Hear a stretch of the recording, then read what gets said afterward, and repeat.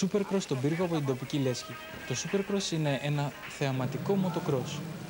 Οι μοτοσυκλέτες είναι οι μοτοσυκλέτες που χρησιμοποιούνται στο motocross.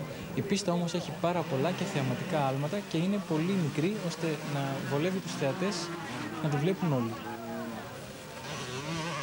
Το Supercross τα τελευταία χρόνια έχει ανέβει και στη χώρα μας. Γίνονται αρκετές διοργανώσεις. Το θέμα που βλέπετε εντυπωσιάζει πάντα τους θεατές. Και ο συναγωνισμός είναι πολύ πιο έντονος από ό,τι στο motocross και στις ανοιχτές πίστες. Και αυτός είναι ο λόγος που 5.000 θεατές μαζεύτηκαν σε αυτή την όμορφη πίστα για να παρακολουθήσουν αυτόν τον ωραίο αγώνα που να πούμε ότι είναι συνέχεια της επιτυχημένης περσινής διοργάνωσης που πάλι είχε δείξει τηλεόραση του Αντένα.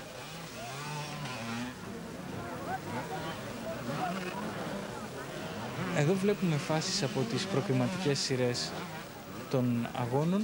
Στο Supercross να πούμε ότι επειδή δεν μπορούν να χωρέσουν όλοι οι οδηγοί στην κλειστή και στενή πίστα, γίνονται προκριματικοί, ημιτελικοί, για να ακολουθήσει ο μεγάλος τελικός.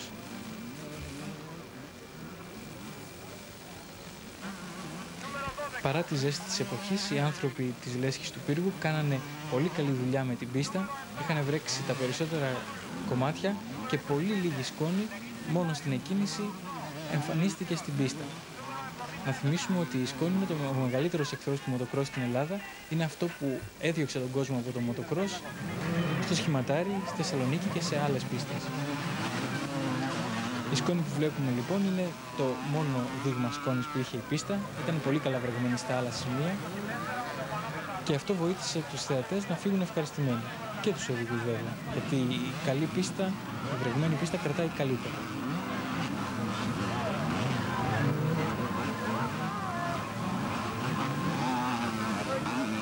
Στα άλματα οι οδηγοί προσπαθούν να εντυπωσιάσουν τους θεατές. Θα δούμε αρκετούς να αφήνουν το χέρι, να χαιρετούν τον κόσμο. Αλλά βέβαια προέχει να βρεθούν σε μια καλή θέση και να κερδίσουν και τον αγώνα.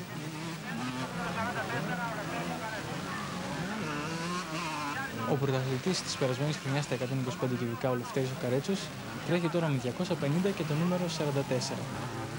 Τον βλέπουμε εδώ στην τρίτη θέση.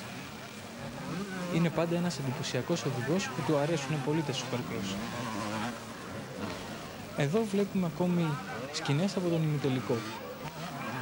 Τερματισμός με ένα πολύ εντυπωσιακό τρόπο, βλέπετε ο οδηγός αφήνει το χέρι του και περνάμε στην εκκίνηση του τελικού.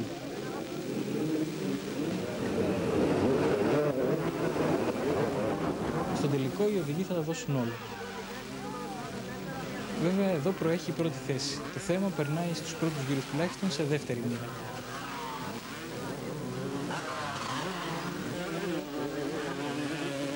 Ο Λευτέρης Καρέτσος με το νούμερο 44 από την αρχή έδειξε τις προθέσεις του. Ξεκίνησε καλύτερα από όλους, έκανε μια διαφορά ασφαλείας και οδηγούσε από εκεί και πέρα με άνεση.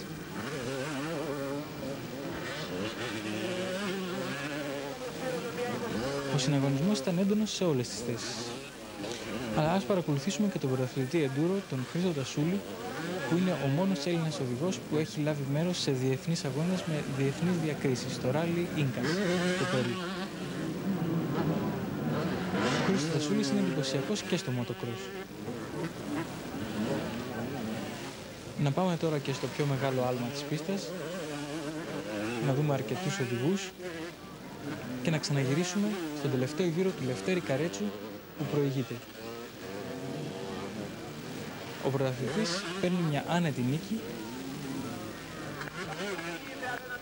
και ο τερματισμός είναι θεματικός για όλους.